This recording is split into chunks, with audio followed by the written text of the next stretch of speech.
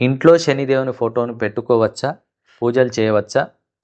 చేయవలసి వస్తే ఎలా చేయాలి? దీనికి సమాధానం చెప్పే ముందు సాధారణంగా జనాల్లో ఉండే అపోహ ఏమిటంటే వైష్ణవులంటే శివద్వేషులని చెప్తారు. సో ఈ స్టేట్మెంట్కి మధ్వాచార్యులు అంటే తత్వవాదం చెప్పే సమాధానం వినండి. శనిదేవుని ఫోటోను పెట్టుకోవచ్చు, తప్పు లేదు. అతనికి పూజలు కూడా చేయవచ్చు.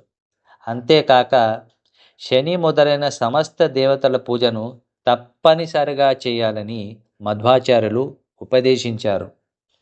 విష్ణువు తప్ప ఇతర దేవతలను పూజించేటప్పుడు వారు విష్ణువు యొక్క పరివారమని తెలిసి పూజించాలి.